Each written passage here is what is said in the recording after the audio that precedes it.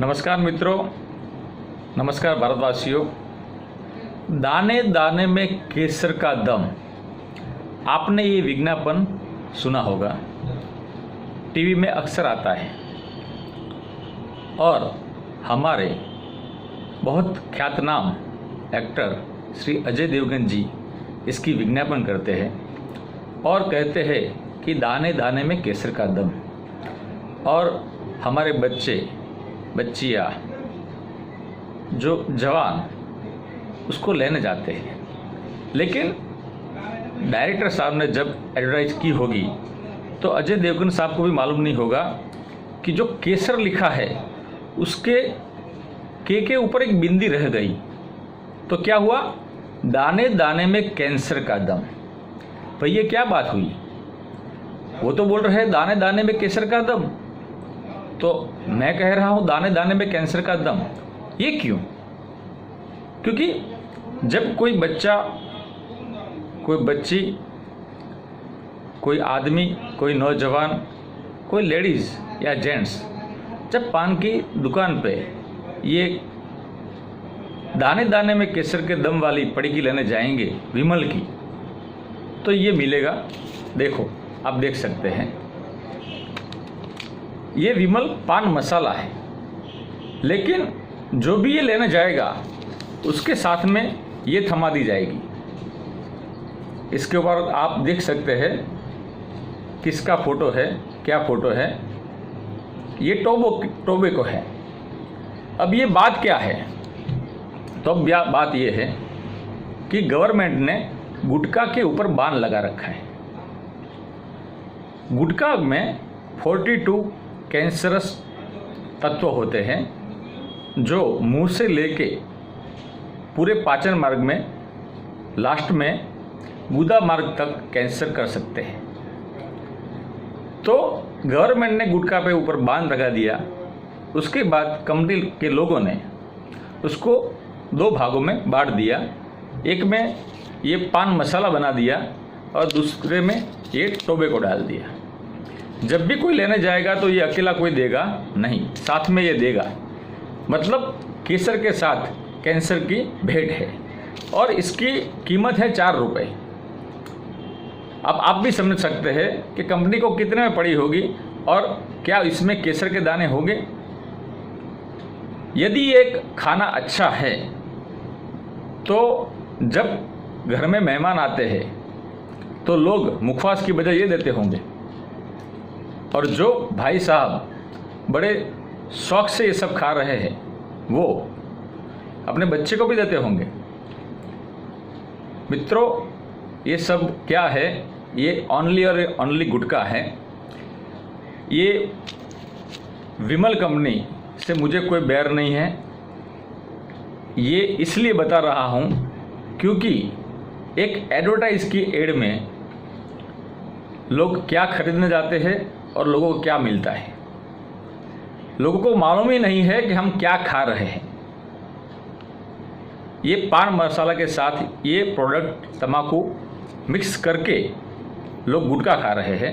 लोग गुटखा लेने के लिए ही जाते हैं, लेकिन गवर्नमेंट के रूल्स की वजह से, बान की वजह से ये दोनों प्रोडक्ट डिवाइड कर दी, अलग कर दी और इस तरह से गुटखा बेचा जा रहा है। मैंने पहले भी कहा, अब भी कह रहा हूँ कि गुटखा के अंदर 42 कैंसरस यानी कार्सिनोजन है जो कैंसर कर सकते हैं। अब यदि आप किसी के घर में खाना खाने जाओगे, वो आपको दाल चावल सब्जी रोटी देगा और उसमें यदि चपटी भर, चुटकी भर धूल डाल दे, मिट्टी डाल दे, तो भी आप खाना नहीं खाओगे, क्योंकि मिट्टी से तो कैंसर होता नहीं है।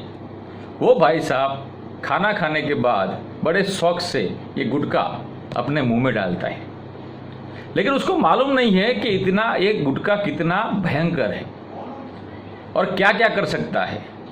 पहले तो क्या है कि ये गुटखा के अंदर ऐसे केमिकल आते हैं कि वो हमारे मुंह में छोटे छोटे जो छाले छाले पैदा करता है।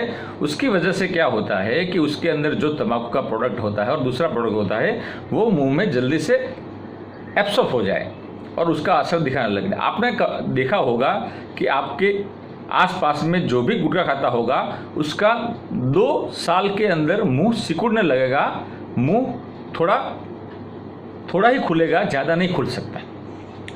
तो मुंह के अंदर की जो त्वचा होती है उसमें बहुत बड़ा नुकसान होता है और मुंह को खुलने में तकलीफ होती है, सिकुड़ जाता है और मुंह के अंदर ल्यूकोपेकिया हो जाता है और मेडिकल भाषा में कहे तो बहुत सारी तकलीफें होती है, वो दूसरा विषय है।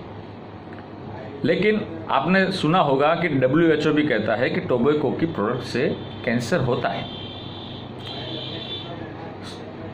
अब बात यह है कि गुटखा नहीं खानी चाहिए और गुटखा के बारे में ये कह सकते हैं कि वो इजीली अवेलेबल है। हर गली हर नुक्कड़ पे जो भी पान का गल्ला हो, जो पान पार्लर हो, कि कहीं पे भी आप जाओ इजीली गुटखा मिल जाता है। यदि कोई आदमी घर में दारू पी के आए तो उसके मुंह से, उसके चाल से, उसके बोल चाल से मालूम पड़ जाता है कि इस आदमी ने दारू पिया है। लेकिन जब गुटखा खा के आता है, तंबाकू खा के आता है तो बहुत सीरियस लिया नहीं जाता है और वो सामाजिक प्रतिष्ठा की बात भी नहीं होती। इसलिए अब छोटे छोटे बच्चे खाने लगे हैं, छोटी छोटी बच्चियां किशोरी भी खाने लगी है, लेडीज़ खाने लगी है, जेंट्स तो खाते ही थे। जो लोग मजदूरी का काम करते हैं उसमें 80% से भी ज़्यादा जो लेडीज़ है वो गुटखा का सेवन करती है और गांव में ये ज़्यादा है। लेकिन उन लोगों को मालूम नहीं है कि वो लोग क्या खा रहे हैं।